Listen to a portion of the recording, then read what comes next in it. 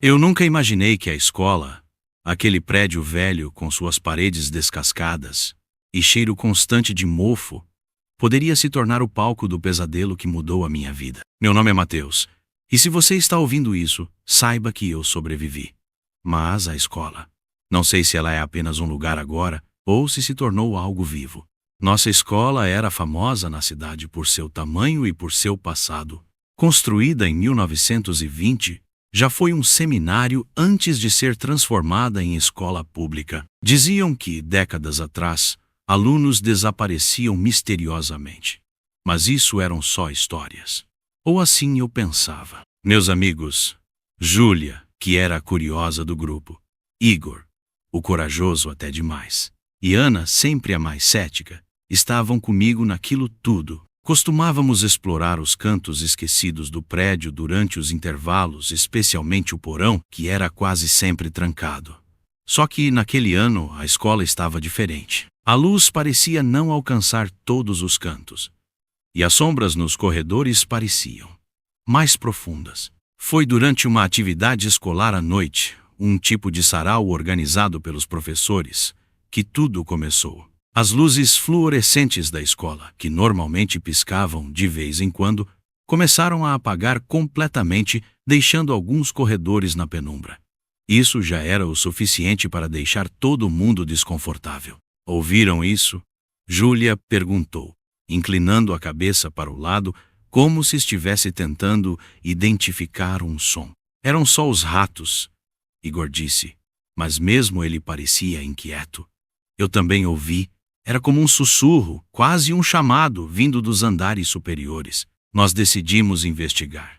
Subimos juntos até o terceiro andar, aquele que sempre parecia mais frio, mesmo nos dias quentes. E foi lá que vimos a primeira coisa estranha. Uma porta de uma das salas de aula estava aberta.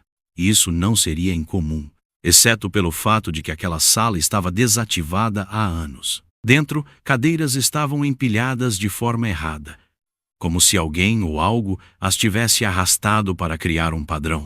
Foi então que ouvimos o primeiro grito. Era o professor Antunes, o responsável pela supervisão daquela noite. Nós corremos para o corredor, mas ele estava vazio. Apenas o eco do grito persistia. Júlia apontou para uma porta entreaberta no fim do corredor. Era a entrada para o porão.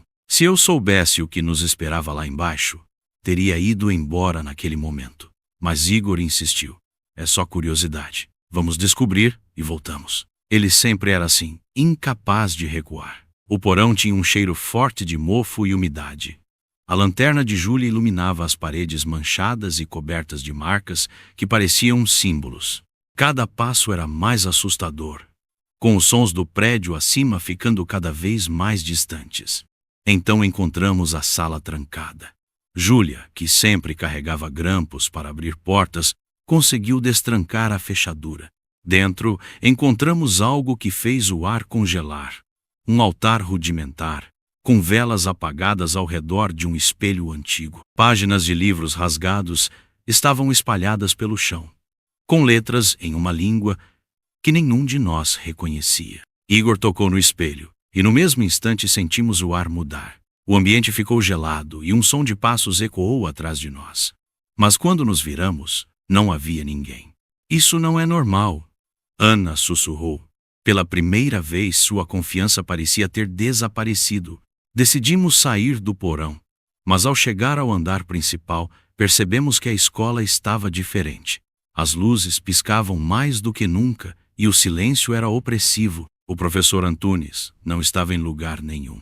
Quando tentamos ligar para ele, seu telefone tocou, mas o som vinha de dentro de um armário no corredor. Abrimos o armário e encontramos apenas sua jaqueta. Eu não sei explicar, mas senti que algo estava olhando para nós naquele momento. Não sei se eram os olhos das sombras que pareciam nos cercar, mas todos sentimos. O que está acontecendo aqui? Igor perguntou, mas ninguém tinha uma resposta. Enquanto discutíamos, o sussurro voltou, mais alto e mais claro. Dessa vez, dizia nossos nomes. Júlia puxou minha manga e apontou para o fim do corredor. Uma sombra muito mais escura do que qualquer outra parecia nos observar. Ela não se moveu, mas nós sabíamos. Aquilo não era humano. Foi aí que decidimos sair da escola. Correndo como loucos, tentamos abrir as portas principais, mas elas estavam trancadas. Mesmo o zelador, que sempre ficava na entrada, tinha desaparecido. Eu sabia que algo terrível havia começado. E o pior é que eu tinha a sensação de que, fosse lá o que estivesse naquele porão, não queria apenas nos assustar. A escola, que antes era um lugar de risos e discussões animadas entre alunos, agora parecia estar respirando, não de um jeito humano, mas de algo mais antigo e maligno. Júlia, Igor, Ana e eu nos encontrávamos no corredor principal, onde as lâmpadas tremulavam como se estivessem prestes a ceder. A tensão entre nós era palpável. Desde a descoberta da sala trancada no porão, as coisas só pioraram. Depois de encontrar aquele diário antigo, Júlia insistiu que devíamos lê-lo. Estava repleto de páginas amareladas e escritas à mão com uma caligrafia elegante, mas quase ilegível. As primeiras páginas falavam sobre a construção da escola, descrevendo como havia sido erguida sobre os escombros de uma capela queimada. Os rituais não podem continuar, dizia uma anotação em negrito no final de uma página. Eles atraem a escuridão, e ela devora tudo. Ana, sempre a mais cética, sugeriu que aquilo era apenas uma brincadeira de algum ex-aluno, mas Júlia discordava. Olha isso, ela disse, apontando para o nome do zelador antigo da escola, Vicente Costa. Ele era mencionado diversas vezes no diário, descrito como alguém que tentou impedir os rituais que estavam sendo realizados. No entanto, a última anotação sobre ele dizia: Vicente agora é um deles. Sua alma foi tomada. Foi depois disso que as coisas saíram de controle. Durante o intervalo, um dos alunos, Rafael, foi ao banheiro e não voltou. Quando Igor e eu fomos procurá-lo, encontramos as portas do banheiro abertas, as luzes piscando violentamente. Rafael estava encolhido no canto, o rosto pálido e coberto de suor. Ele murmurava coisas sem sentido, mas uma frase ficou clara: eles estão aqui, nas sombras. A visão mais assustadora: no espelho rachado do banheiro, uma figura alta e encapuzada parecia nos observar. Assim que percebi, ela desapareceu, mas a sensação de que algo estava nos espreitando permaneceu. Naquela noite decidimos investigar mais. Retornamos à sala trancada no porão, carregando lanternas e uma coragem desesperada. Dentro da sala, encontramos mais itens que reforçavam as histórias do diário. Velas desgastadas, símbolos esculpidos nas paredes e um uniforme de zelador pendurado em um canto. Mas o que realmente nos paralisou foi o som. Passos, vindos de algum lugar acima de nós. Isso não é possível, Igor murmurou. Estamos no porão. Os passos continuaram, cada vez mais perto, até que algo derrubou uma estante ao nosso lado. Corremos, mas enquanto subíamos as escadas, senti uma mão gelada em meu ombro. Quando me virei, não havia ninguém, mas o eco de uma risada fraca percorreu os corredores. Naquela noite, ninguém foi para casa. A escola havia se tornado um labirinto. Portas que antes levavam a salas normais agora nos guiavam de volta ao porão ou a corredores completamente vazios. Quando tentamos sair pela entrada principal, a porta estava inexplicavelmente trancada. Júlia começou a chorar. Ana, que sempre foi a mais racional, parecia estar à beira do desespero. Foi então que as luzes apagaram completamente. No escuro, começamos a ouvir sussurros. Vozes que não pertenciam a ninguém entre nós. Elas chamavam nossos nomes, repetindo, como se quisessem nos provocar. Minha lanterna tremeluziu, enquanto iluminava o corredor. Por um segundo, vi algo. Uma figura encurvada e deformada, com olhos brilhando como brasas. Ela sussurrou: vocês não deviam estar aqui. Quando as luzes voltaram, a criatura havia desaparecido, mas a sensação de perigo permaneceu. Enquanto tentávamos entender o que estava acontecendo, Júlia pegou o diário novamente e encontrou uma página que parecia ter sido escrita com pressa, com manchas que poderiam ser lágrimas ou sangue. Dizia: a escola está viva. Vicente tentou nos avisar, mas era tarde demais. A sombra não apenas reside aqui. Essa frase congelou todos nós. Se o que o diário dizia era verdade, então a escola não era apenas assombrada. Ela era uma armadilha viva, uma prisão para espíritos torturados que agora queriam nos transformar em parte dela. Um grito ecoando pelos corredores. Era a voz de Rafael, mas sabíamos que ele não estava mais conosco. Eu não sei como explicar o que aconteceu naquela noite. Era como se a escola estivesse viva, nos prendendo em um jogo do qual não poderíamos escapar. Quando a última luz da escola piscou e apagou, ficamos mergulhados em uma penumbra que parecia nos engolir. Os corredores, que sempre conhecemos tão bem, começaram a se transformar. Caminhávamos por um, mas quando olhávamos para trás, ele não estava mais lá. A escola tinha mudado. Igor estava na frente, tentando nos guiar com uma lanterna. Ele dizia que a saída não podia estar longe, mas o tom de sua voz traía seu nervosismo. A lanterna piscava, iluminando apenas pedaços do corredor à nossa frente. Quando passamos por um armário no canto, uma rajada de vento frio passou por nós. Igor parou de repente, virando a cabeça como se tivesse ouvido algo. "Vocês ouviram isso?" perguntou. Antes que alguém pudesse responder, mãos esqueléticas, saindo do nada, o agarraram e o puxaram para dentro do armário. Eu e Júlia tentamos abrir a porta, mas ela parecia selada. Batemos, gritamos, mas a única resposta que recebemos foi um som abafado de algo arranhando por dentro. Ana, tremendo, sussurrava que tínhamos que continuar ou todos acabaríamos como Igor. A escola parecia brincar com a gente. Cada corredor nos levava a um lugar diferente, mas não a saída. O lugar tinha se transformado em um labirinto sem lógica. Tentamos voltar para a sala trancada onde havíamos encontrado o diário, mas ela havia desaparecido.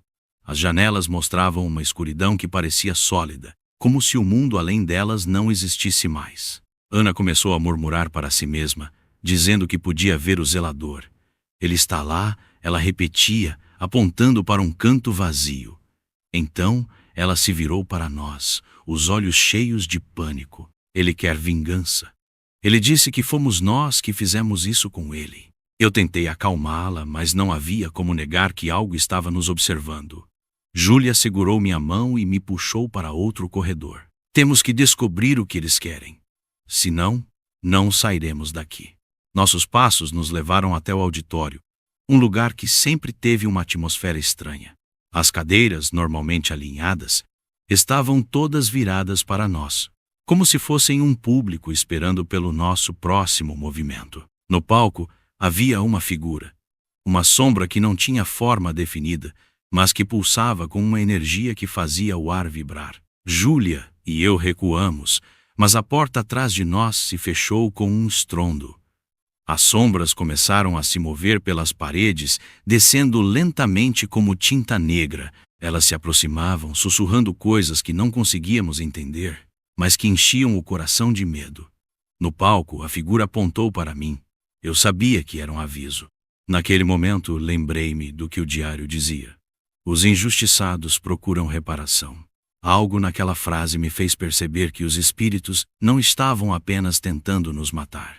Eles queriam que sentíssemos o que eles sentiram. Júlia, com lágrimas nos olhos, segurou meu braço.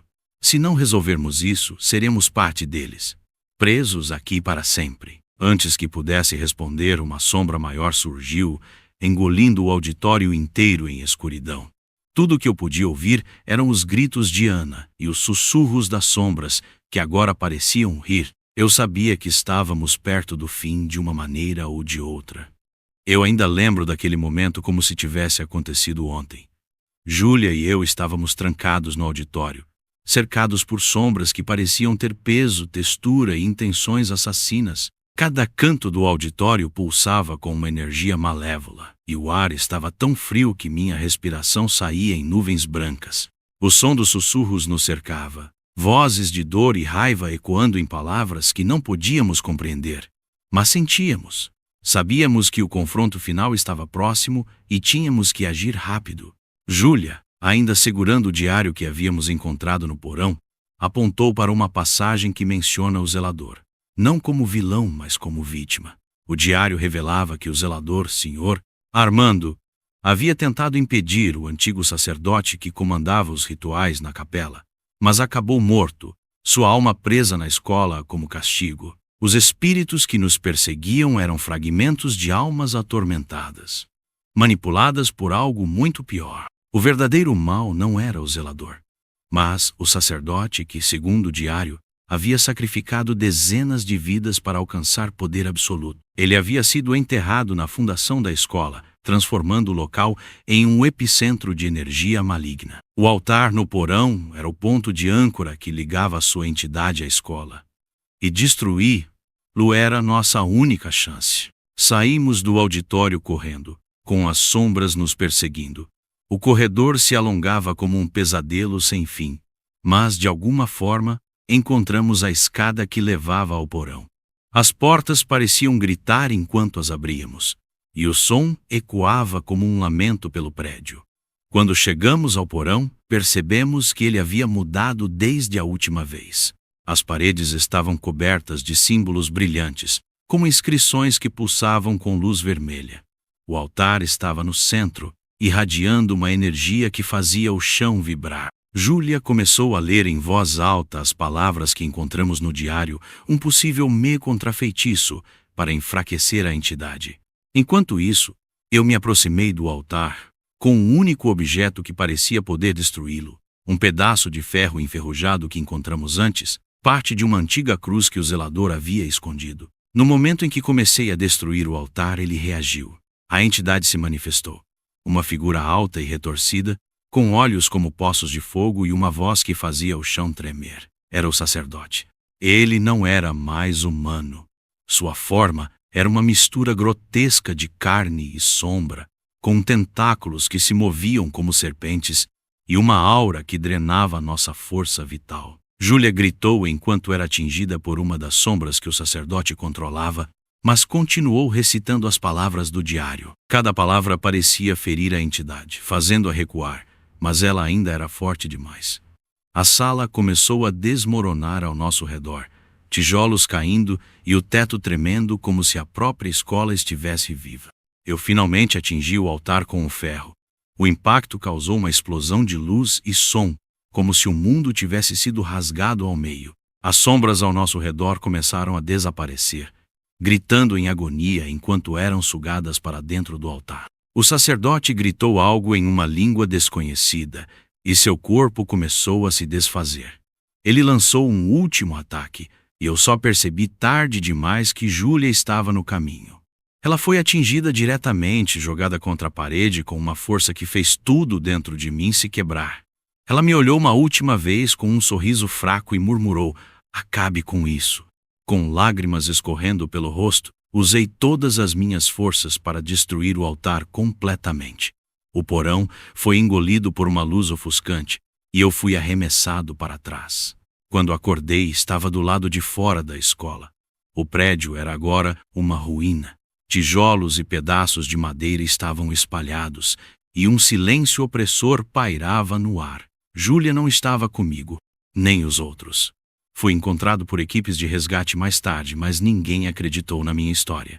Para o mundo exterior, a escola foi apenas mais uma vítima do tempo. Eu nunca mais fui o mesmo. As noites são os piores momentos. Sempre que fecho os olhos, ouço sussurros vindos das sombras.